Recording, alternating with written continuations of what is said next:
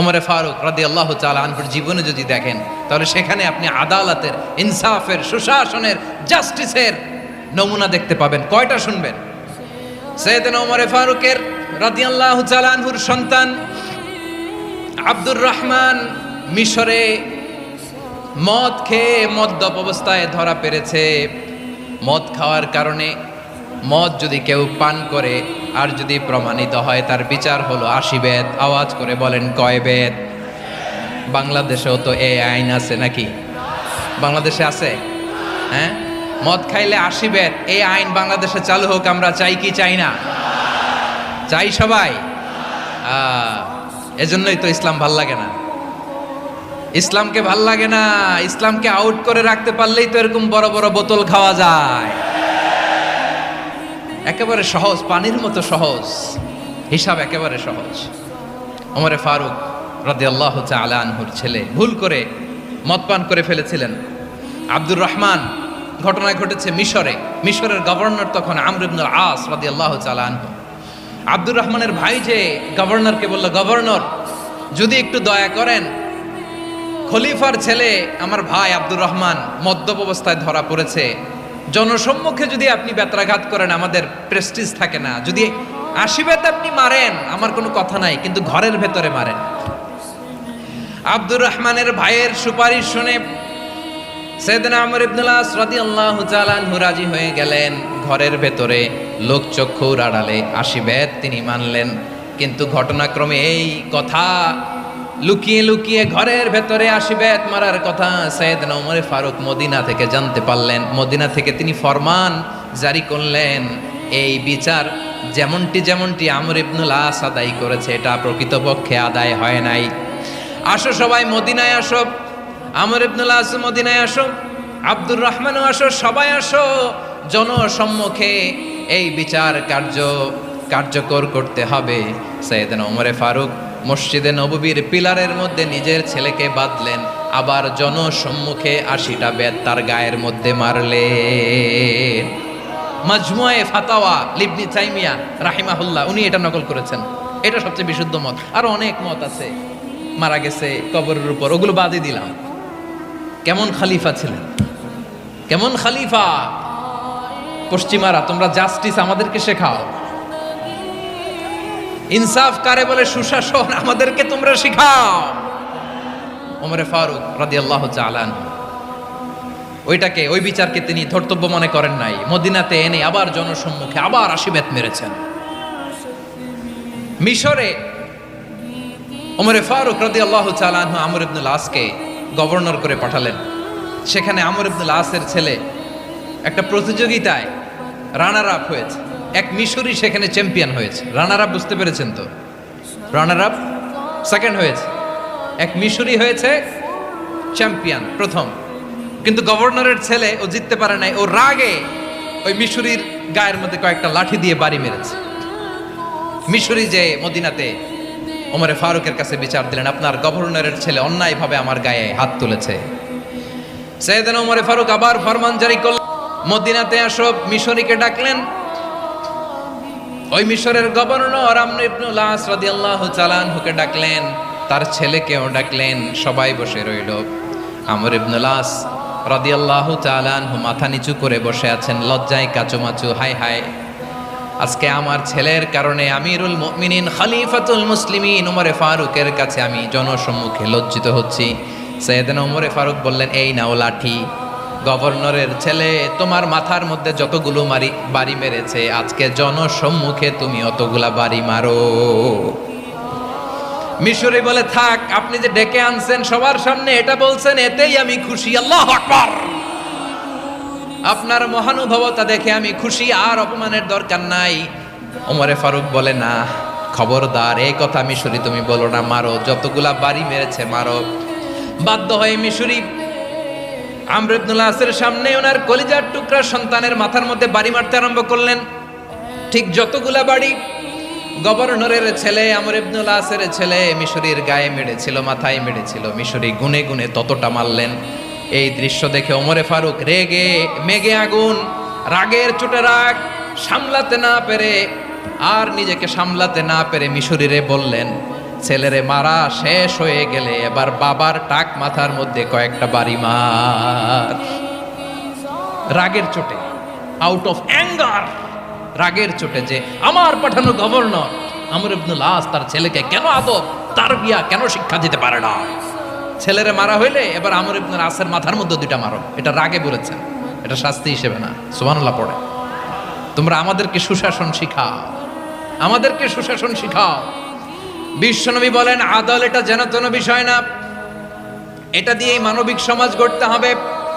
আল্লাহ তাআলা কিয়ামতের কঠিন ময়দানে যেদিন স্বামী স্ত্রীকে চিনবে না, স্ত্রী স্বামীকে দেখে পালিয়ে যাবে, বন্ধু বন্ধুরে চিনবে না, পীর সাহেব মুরিদরে চিনবে না, মুরিদ পীর সাহেবরে চিনবে না, দলের কর্মী তার নেতারে চিনবে না, নেতা তার কর্মীরে চিনবে না, বন্ধু বন্ধুরে দেখে পালাবে। এই কঠিন মুহূর্তে সূর্যটা মাথার কাছে চলে আসবে, জমিনটা তামার জমিন হবে, আজকের জমিনের মতো নয়। মানুষ ঘর্মাক্ত ক্লান্ত শ্রান্ত মাথার মগজগুলো কানের ছিদ্র আর নাকের ছিদ্র দিয়ে বেয়ে বেয়ে পড়বে। বিশ্বনবী ফরমান কিয়ামতের ওই কঠিন ময়দানে 7 শ্রেণীর ব্যক্তিকে রব্বুল আলামিন তার আরশের নিচে ছায়া দিবেন। তার মধ্যে প্রথম শ্রেণীর ব্যক্তি হলো ইমামুন আদিল। ইমামুন আদিল ন্যায়পরায়ণ শাসক, যে ইনসাফের সাথে বিচার করে, যে জাস্টিস সমাজে সার্ভ করে, যে সুশাসন নিশ্চিত করে, ওই ইমামুন আদিল। আদিল শব্দটা বুঝছেন না? ইন্নাল্লাহা ইয়া'মুরু বিল আদল, পাইছেন? আদিল। 7 শ্রেণীর ব্যক্তিকে আল্লাহ তাআলা সুশীতল আরশের নিচে ছায়া দিবেন, যেদিন তার দেয়া ছায়া ছাড়া কোনো ছায়া থাকবে না। এর প্রথম হচ্ছে ইমামুন আদিল, ন্যায়পরায়ণ শাসক। চিল্লায় বলেন সুবহানাল্লাহ।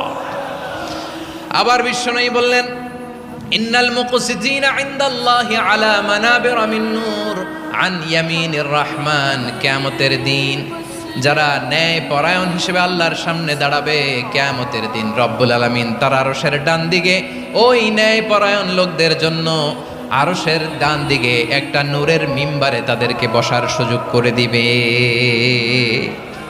আল্লাহর আরশের ডান দিকে ন্যায়পরায়ণ লোকদের জন্য আল্লাহ তাআলা নূরের মিম্বার বানাবে। 4টে কেন কথা মনে করেছেন? আল আদাল, জাস্টিস। ইন্নাল্লাহা ইয়া'মুরু বিল আদল। আল্লাহ তাআলা এই আদালতের নির্দেশনা দেয়, সুবিচার, সুশাসন। প্রিয় ভাইয়েরা, এটা আমরা বাংলাদেশে চাই কি চাই না?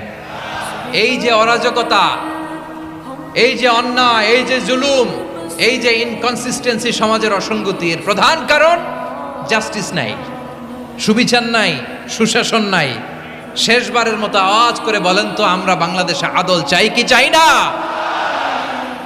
তাহলে প্রথম নির্দেশনা শেষ। আল্লাহ তাআলা তোমাদেরকে আদলের আদেশ দেন।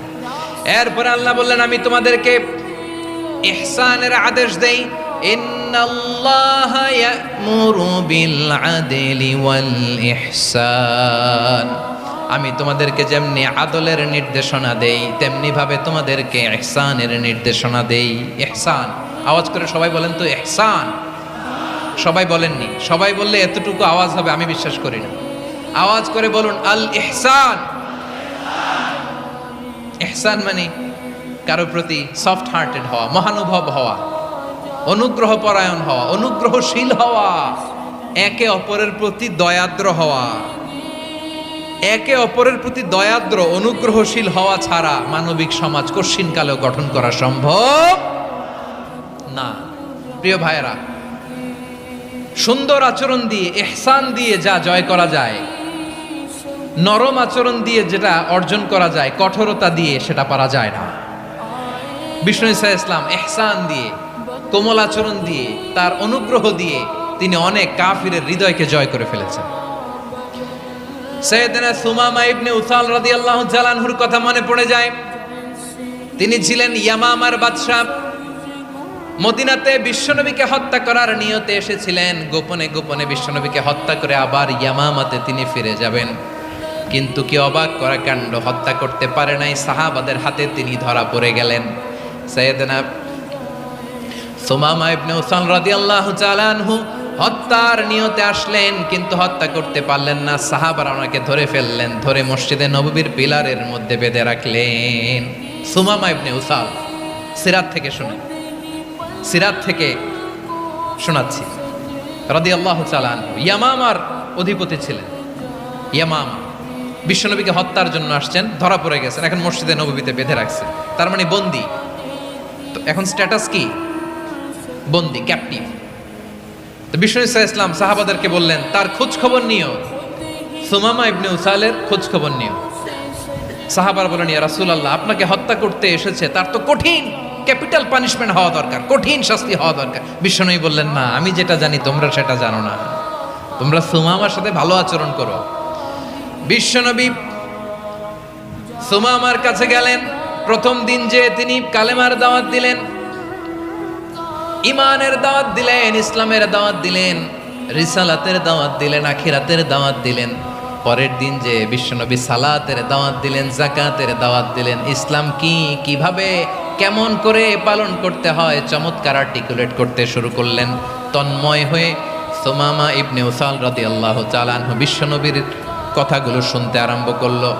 একদিন নয়, 2 দিন নয়, টানা 3 দিন বিশ্বনবী সুমামার কাছে ইসলামকে প্রেজেন্ট করেছেন, উপস্থাপন করেছেন। আওয়াজ করে বলেন কয় দিন?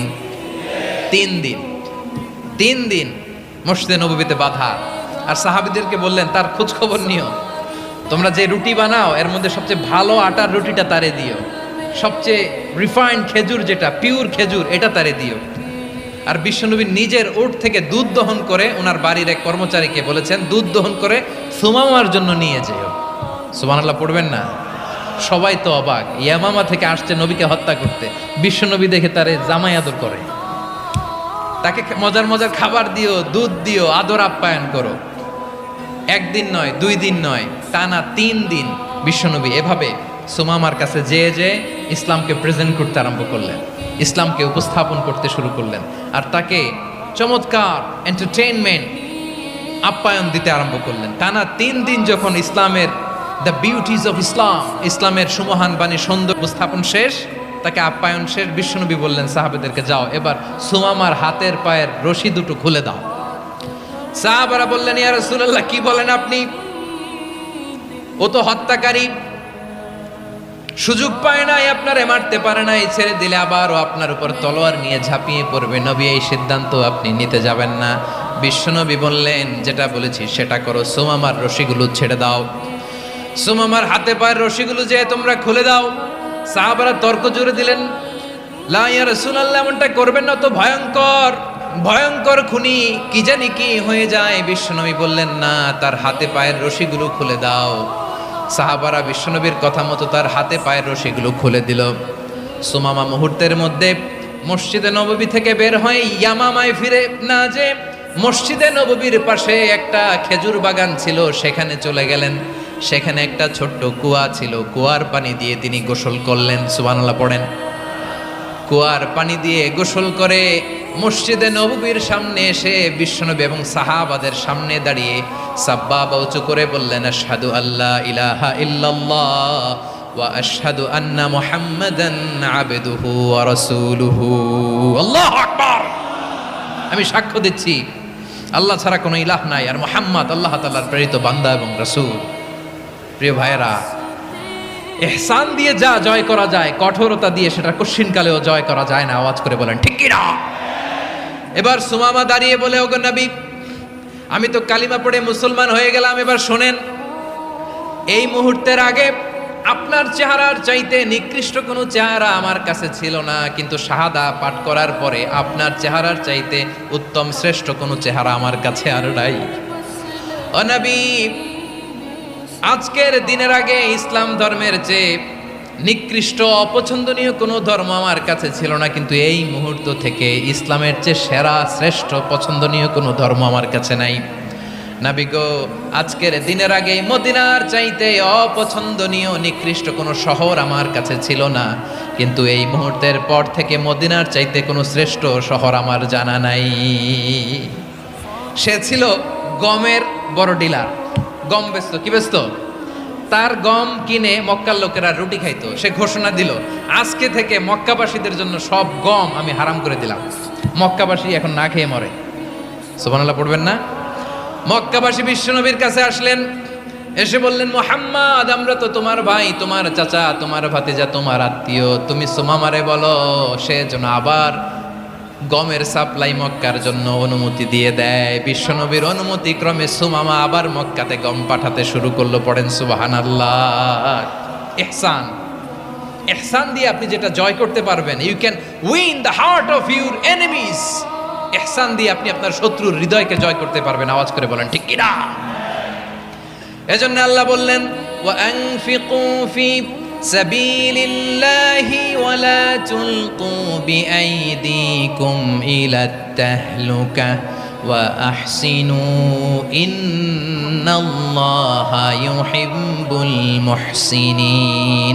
তোমরা আল্লাহর রাস্তায় দান করবে আর নিজেরা নিজেদেরকে ধ্বংসের হাতে ঠেলে দিও না। তোমরা একে অপরের প্রতি ইহসান করবে, কারণ ইহসানকারীদেরকে আল্লাহ বড্ড ভালোবাসেন। সুবহানাল্লাহ পড়েন। আবার সূরা রহমানে আল্লাহ বললেন, হাল জাযাউল ইহসানি ইল্লাল ইহসান ফাবিআইয়ি আলা, সবাই পড়েন, ফাবিআইয়ি আলাই রাব্বিকুমা তুকাযযিবান। ইহসানের প্রতিদান হিসেবে ইহসানি হয়। বিশ্বনবী সুমামার প্রতি যেমন ইহসান করেছেন, সুমামাও ঠিক তেমন ইহসান ফিরিয়ে দিয়েছে। ঠিক কিনা বলেন?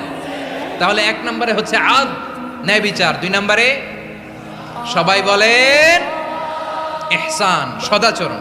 ইহসান দুই ধরনের প্রিয় ভাইরা, ইহসান ফিল ইবাদা, ইহসান ফিল মুআমালা। ইহসান ফিল ইবাদা হচ্ছে একাগ্র অনুভবে ইবাদতে ডুব দেওয়া, এর নাম ইবাদতের ইহসান। সুবহানাল্লাহ পড়ে। বিশ্বনবী বলেন ইহসান মানে কি জানো নাকি? হাদিসে জিবরিলে সাইয়েদনা জিবরিল আলাইহিস সালাম বিশ্বনবীকে বললেন, আখবিরনি আনিল ইহসান। নবী আমাদেরকে বলেন ইহসান মানে কি? বিশ্বনবী বললেন, আনতা আবুদাল্লাহা কাআন্নাকা তারাহু ফাইন লাম তাকুন তারাহু ফাইন্নাহু ইয়ারাক। ইহসান মানে হলো এমন ভাবে তুমি আল্লাহর সামনে নিজেকে উজাড় করে ইবাদত করবে, তুমি ভাববে তুমি আল্লাহকে দেখতে পাচ্ছ। আর এটা যদি ভাবা তোমার জন্য কঠিন হয়ে যায়, অন্তত এতটুকু তুমি ভাববা যে আল্লাহ তোমাকে দেখতে পাচ্ছেন। ঠিক কিনা বলেন? ও আমার বীর চট্টলার ভাইয়েরা, কেউ যেটা দেখে না সেটা দেখে কে? এই বিশ্বাস হৃদয়ের মধ্যে আছে? নামাজে যখন দাঁড়ান এই ফিলিংসটা আনা যাবে? হ্যাঁ, এশার সালাত তো এখনো হয় নাই না? আলোচনা শেষে এশার সালাত এখানে অনুষ্ঠিত হবে, তাই না? আচ্ছা বলুন তো, আমরা এশার সালাত পর্যন্ত বেঁচে থাকবো এই গ্যারান্টি আছে কার কার? হাত তোলেন। কয়েকজন হাত তুলছে পেছনে, না বুঝে তুলে ফেলছে। এশা পর্যন্ত যে আমরা হায়াত পাবো কোনো গ্যারান্টি আছে? সবাই আওয়াজ করে বলেন, গ্যারান্টি আছে? গ্যারান্টি নাই। এই জন্য বিষ্ণু ইসলাম বলেছে, এমন ভাবে নামাজে দাঁড়াও, ইবাদত করো, মনে করো হতে পারে এটাই আমার জীবনের শেষ নামাজ। পারফর্ম দ্য সালাহ as if this is your last and final prayer. এমন ভাবে সালাতে দাঁড়াও, ভাবো হতে পারে এটাই তোমার জীবনের শেষ নামাজ। এমন ভাবে নামাজে দাঁড়াও, ভাবো এটাই শেষ নামাজ। তাহলে নামাজে একাগ্রতা বাড়ায় দিবে কে? ফলে ইবাদতের ইহসান আমাদের অর্জিত হবে। আর মুআমালাতে ইহসান হলো, বিশ্বনবী বলেন, ইন্নাল্লাহা তাবারাকা ওয়া তাআলা কাতাবাল ইহসানা আলা কুল্লি শাই ফাইদা কাতালতুম ফাআহসিনুল কিতলা ওয়া ইযা যাবাহতুম ফাআহসিনুয যাবহা ওয়ালিউহিদ্দ আহাদুকুম শাফরাতাহু ওয়ালিউরিহ যাবিহাতাহু। ইহসান দুই ধরনের। আওয়াজ করে বলতে হবে, কয় ধরনের? সবাই বলুন আওয়াজ করে, কয় ধরনের? একটা হচ্ছে ইহসান ফিল ইবাদা, ইবাদতে ইহসান। ইবাদতে ইহসান কি? একাগ্র অনুভব দিয়ে ইবাদত করা, মন প্রাণ দিয়ে ইবাদত করা। আর মুআমালাতে ইহসান কি? সব কাজে, দৈনন্দিন কাজে, কর্মে, সামাজিক অ্যাক্টিভিটিতে কোমলতা প্রদর্শন করা, অনুগ্রহের সাথে সবকিছু করা। আল্লাহ তাআলা ইন্নাল্লাহা তাবারাকা ওয়া তাআলা কাতাবাল ইহসানা আলা কুল্লি শাই, তিনি সব কিছুর ব্যাপারে ইহসানকে আবশ্যক করেছেন। সবকিছুতে মুমিনের সব কাজে ইহসানের পরশ থাকবে। ওয়া ইযা কাতালতুম ফাহসিনুল কিতলা, বিশ্বনবী বলেন তুমি যখন কাউকে হত্যা করো ইহসানের সাথে করো। সুবহানাল্লাহ পড়বেন না? যখন হত্যা করো তখনও ইহসানের সাথে। আচ্ছা হত্যা করবো আবার ইহসান আসবে করতে করে, তো মেরেই ফেলবো আমি। আল্লাহ, ও ভাই একজন খুন করেছে, খুনি রাষ্ট্রীয় আইনে তার শাস্তি হয়েছে ডেথ পেনাল্টি, মৃত্যুদণ্ড। এখন মৃত্যুদণ্ড দেখে আপনি যেমনি মন চায় তেমনি মারবেন লোকটারে? ওর নাক কেটে ফেলতে পারবেন?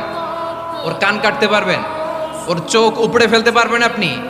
যেমন মন চায় তার অঙ্গহানি করা যাবে না, ইহসানের সাথে তাকে হত্যা করো।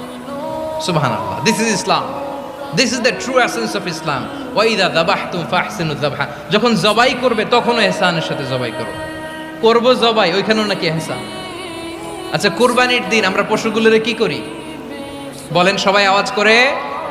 জবাই। জবাই মানে তো এটার মেরেই ফেলতেছি, একটু পরে তো টুকরো টুকরো করে গোশতগুলো খাবো, এটা তো খাবো, এটা তো মেরেই ফেলবে। বিষ্ণু বলে না, জবাইয়ের মধ্যেও মুমিনের জবের ভেতরেও ইহসানের পরশ থাকা চাই।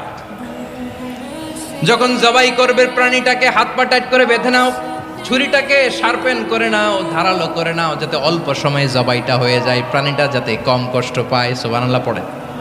দিস ইজ কল্ড ইহসান।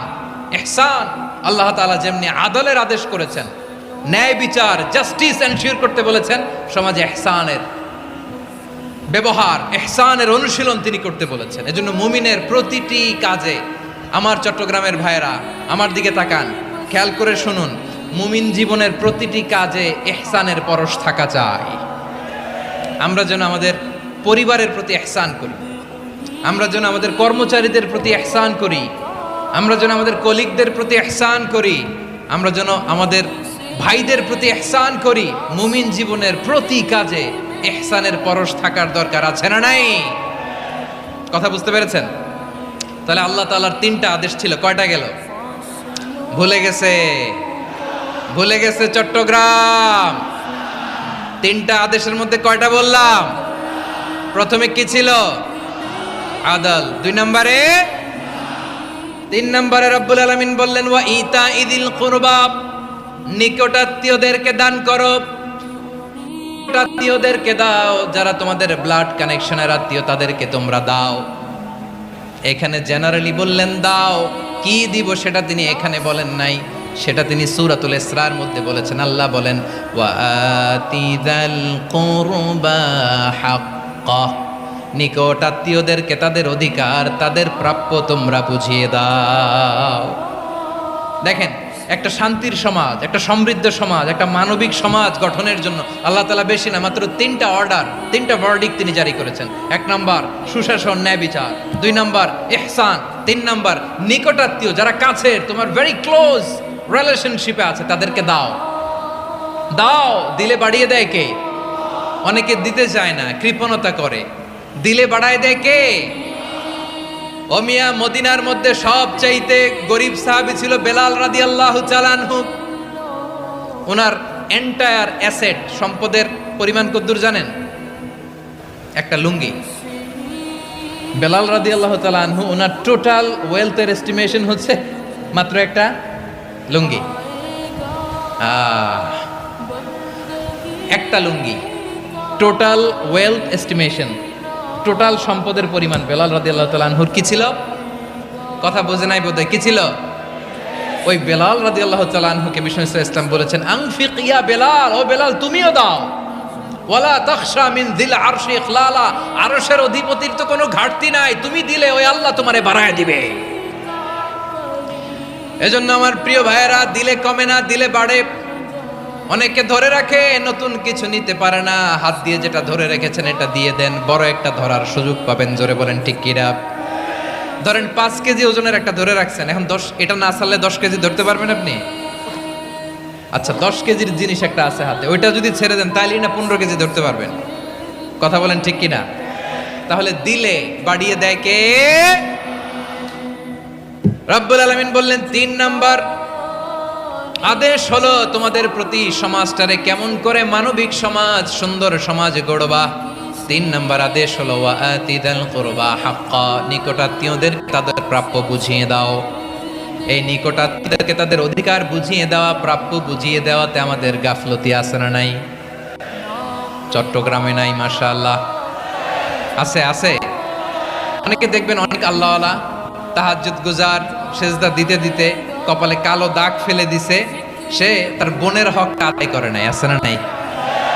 হ্যাঁ, এখানেও আছে। সর্বনাশ। অনেক বড় হাজী সাহেব, বিশাল লম্বা দাড়ি, ছেলেরে সব দিয়ে দিছে, মেয়েরে কিছু দেয় নাই, মেয়ের হক আদায় করে নাই। আছে না নাই? এই হাজী সাহেবেরা, এই আল্লাহওয়ালারা কিয়ামতের ময়দানে আটকে যাবে। আপনি অন্যের অধিকার নষ্ট করেছেন, তাদের রাইটসকে ভায়োলেট করেছেন। এজন্য আল্লাহ তাআলা বলেন, কারো অধিকার যদি কেউ নষ্ট করে, ওই সমাজটা মানবিক সমাজ কঠিনকালেও হতে পারে না। এজন্য 3 নম্বর আল্লাহ বললেন, ওয়া ইতা ইদিল কুরবা, নিকটাত্মীয়দেরকে দাও। কি দিবা? তাদের অধিকার দিয়ে দাও।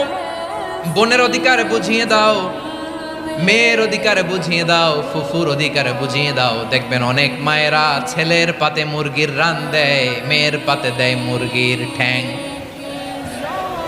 এরকম আছে না নাই? ছেলেরা কি দেয়? মুরগির।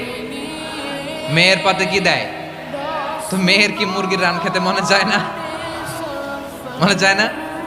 এমনটা করা যাবে না। নিকটাত্মীয়দেরকে অধিকার দিয়ে দাও, নিকটাত্মীয়ের সাথে সুসম্পর্ক রাখো। আদেশটা কার?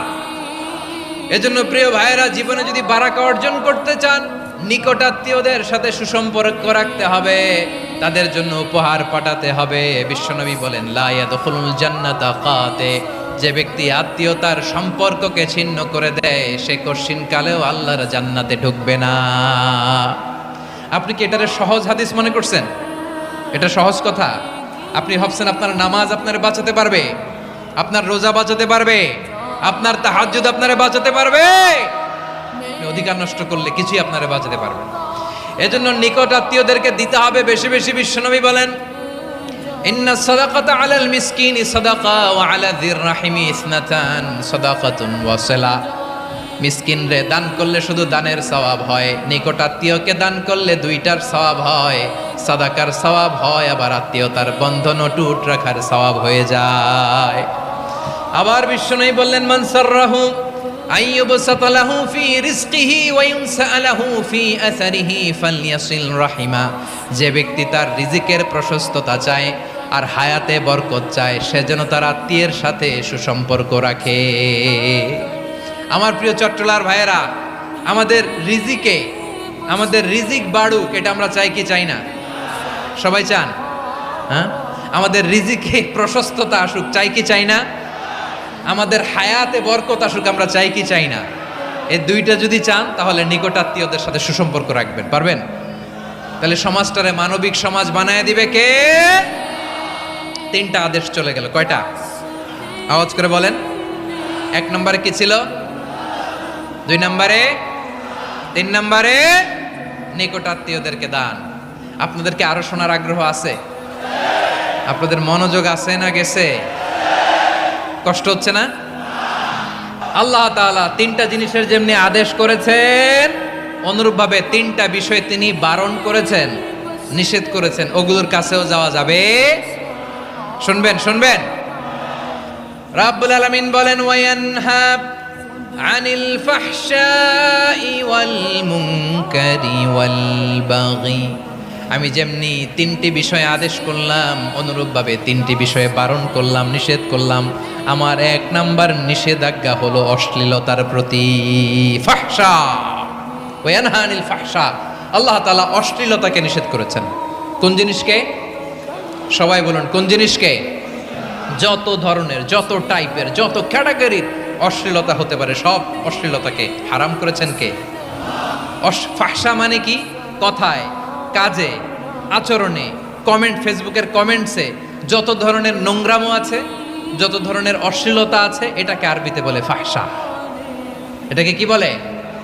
রাব্বুল আলামিন বলেন, কুল ইন্নামা হারামা রাব্বিয়াল ফাওয়াহিশা মা যাহারা মিনহা ওয়া মা বাতান। ও নবী, আপনি বলে দেন, আমার রব প্রকাশ্য, অপ্রকাশ্য, স্পষ্ট কিংবা অস্পষ্ট, দৃশ্যমান কিংবা অদৃশ্যমান সব অশ্লীলতাকে হারাম করেছেন। সব ধরনের অশ্লীলতা হারাম, সব ধরনের। আল্লাহ তাআলা আমাদেরকে অশ্লীলতা থেকে বাঁচান, অশ্লীলতা থেকে তিনি আমাদেরকে হেফাজত করুক। পড়েন আমিন। এবার বলেন, আমাদের সমাজে অশ্লীলতা আছে না নাই? চট্টগ্রামে নাই? আমি কই নাই, ওনারা বলে আছে। দেখছেন, আমি সামহাও বাঁচায় দেওয়ার ট্রাই করতেছি, ওনারা বলে আছে। অশ্লীলতা নানা ভাবে, নানা নামে, নানা মোড়কে আমাদের সমাজে আছে না নাই? সংস্কৃতির নামে, ফ্যাশনের নামে, বিনোদনের নামে, উপন্যাসের নামে, কনসার্টের নামে অশ্লীলতা আছে না নাই? আপনি দেখেছেন কনসার্টগুলোর অবস্থা? এই যে আতিফ আসলাম যে আসছে আমাদের দেশে, তারপর কে কে আসছে, আমাদের তরুণ তরুণীরা, আমাদের যুবক যুবতীরা, আমাদের জেনজিরা, কি অবস্থা ওইখানে? হ্যাঁ, কি অবস্থা? কে বাঁচাবে ওদের? কে রক্ষা করবে ওদের ইমানের, ওদের চরিত্রের হেফাজতের গ্যারান্টি কে দিবে? কনসার্টের নামে অশ্লীলতা আছে না নাই? ছেলে মেয়ে একে অপরকে জড়ায় ধরতেছে, একে অপরকে চুমু খাচ্ছে প্রকাশ্যে, দিবালোকে, গণমানুষের সামনে। আল্লাহ তাআলা এই অশ্লীলতা থেকে আমাদেরকে বেঁচে থাকতে বলেছেন, বেঁচে থাকতে বলেছেন। রূপালী জগতের নামে অশ্লীলতা আছে না নাই? এই টার্মটা আপনারা জানেন না? রূপালী জগৎ কি জগৎ? আসলে কি রূপালী জগৎ না অন্ধকার জগৎ?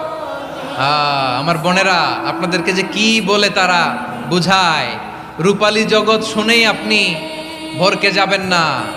রূপালী জগতে যে নারী যত বেশি উলঙ্গ, সে নাকি তত বেশি সাহসী।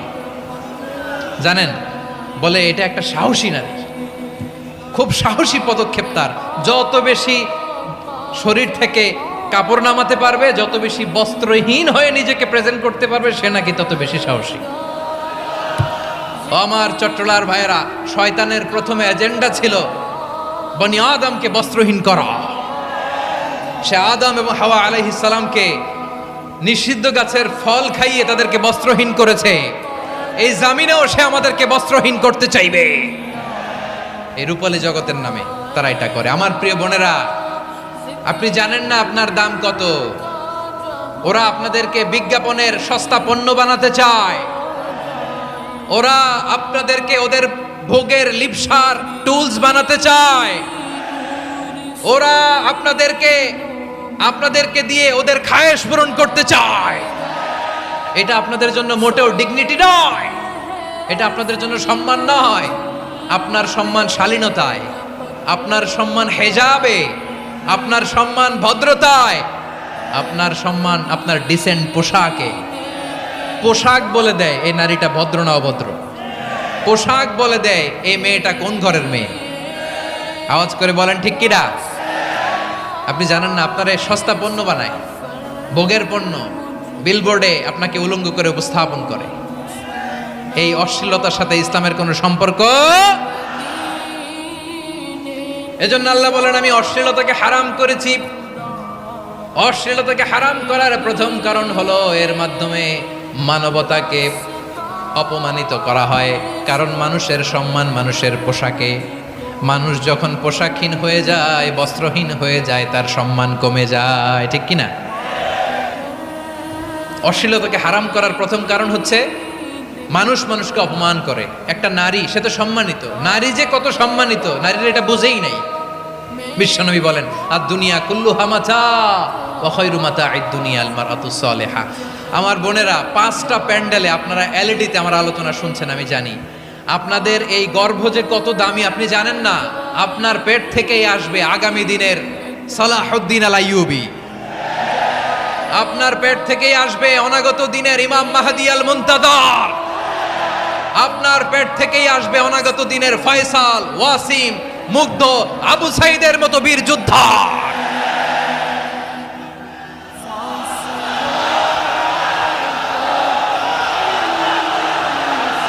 আমার প্রিয় বোনেরা, আমার প্রিয় বোনেরা, বিশ্বনবীর কথার ওজন খেয়াল করেন। আর দুনিয়া কুল্লুহা মাতা ওয়া খায়রু মাতা'আদ দুনিয়া আল মারআতুস সালিহা। দুনিয়ার সবকিছুই অ্যাসেট, এর মধ্যে সবচেয়ে দামি অ্যাসেট নেককার নারী। আপনার গর্ভ যে কত দামি আপনি জানেন না। নিজের সময়টাকে কাজে লাগান, কোরআন পড়েন, সুন্নাহ পড়েন। আপনার অনেক দায়িত্ব ঘরে। You are the MD of your family. একটা family it's a very big institution. পরিবার একটা অনেক বড় প্রতিষ্ঠান। And you are the MD of your institution. আপনি এই পরিবারের MD, managing director of your family. এখানে আপনার কত দায়িত্ব। আপনি ছেলেমেয়েদেরকে তারবিয়া করবেন। আপনি আপনার স্বামীর জন্য ঘরটারে জান্নাতের নীর বানাবেন। আপনার জন্য জান্নাতের ডুপ্লেক্স বাড়ি ওইখানে তৈরি করে রাখবে কে? আপনি যে কত দামি আপনি জানেন না। নারীদেরকে আল্লাহ বানিয়েছেন উচ্চতর করে, নিম্নতর নয়। নারীদেরকে ছোট্ট জিনিস দিলে এটারে বড় করে দেয়। নারীদেরকে ভ্রূণ দিলে, শুক্রাণু দিলে নারী এটারে বাচ্চা হিসেবে উপহার দেয়, ঠিক কিনা? বিয়ের মাধ্যমে স্বামী যখন তার শুক্রাণু তার স্ত্রীকে উপহার দেয়, স্ত্রী রিটার্নে কি উপহার দেয়? ফুল ফর্ম বেবি, মানব সন্তান। দেখছেন, আপনি দিলেন একটুকুনি, দিছে বিশাল। আপনি যদি নারীকে বাজার এনে দেন, নারী এটাকে সুস্বাদু খাবারে রূপান্তর করে দেয়। আপনি তাকে একটা মুচকি হাসি দিয়ে দেন, সে তার কলিজা দিয়ে দেয়। কিন্তু যদি আপনি তার মনে কষ্ট দেন, সে আপনার জীবনকে জাহান্নাম বানায়া দেয়। খবর আছে, নারীর মন বুঝতে পারলে নেয়ামত, বুঝতে না পারলে কিয়ামত, ঠিক কিনা বলেন? আমার প্রিয় বোনেরা, আপনি যে কত দামি আপনি জানেন না। আপনাদেরকে যেন ভোগের সস্তা পণ্য বানাতে না পারে, আপনাদেরকে সচেতন থাকতে হবে, সজাগ থাকতে হবে, কনসার্ন থাকতে হবে।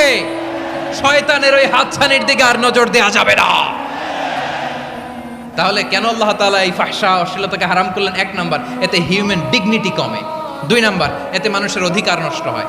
আপনি বিয়ে করেছেন, এরে পরকিয়া করেন, ওর সাথে এরকম আছে না নাই? স্ত্রীর অধিকার নষ্ট করেছেন। আপনি বিবাহ সম্পর্কে আবদ্ধ হয়েছেন তার সাথে, আপনি পরকিয়া করেন ওই ছেলের সাথে, আপনি আপনার হাজবেন্ডের সাথে বিট্রে করেছেন। এজন্য আল্লাহ অশ্লীলতাকে হারাম করেছেন। অশ্লীলতাকে হারাম করার আরেকটা কারণ হচ্ছে আল্লাহ তাআলা এই হিউম্যান জেনারেশনকে এটাকে প্রিজার্ভ করতে চায়। হিফজুন নাসল, এটা মাকাসিদুশ শরিয়ার অনেক গুরুত্বপূর্ণ একটা মাকাসিদ, অনেক গুরুত্বপূর্ণ। আপনার নাসল, আপনার জেনারেশনকে সংরক্ষণ করা। এই যে আসতেছে ফেব্রুয়ারি, কত ফেব্রুয়ারি জানো? এটা কি বিশ্ব ভালোবাসা দিবস? হ্যাঁ, কি দিবস? এই বিশ্ব ভালোবাসা দিবসের সাথে মুসলমানদের কোনো সম্পর্ক নাই। আমার প্রিয় ভাইরা, এই যে আপনি অবৈধ সম্পর্কে জড়ালেন, কেন আল্লাহ অশ্লীলতাকে হারাম করেছে দেখেন। বলতেছিলাম যে এটা আপনার নাসল, আপনার জেনারেশন, আপনার লিনিয়েজ, আপনার বংশকে প্রিজার্ভ করা। কে কার বাবা, কে কার মা, বাবা মা জানা, প্রজন্মকে প্রিজার্ভ করা, এটা ইসলাম ওয়াজিব করে দিয়েছে।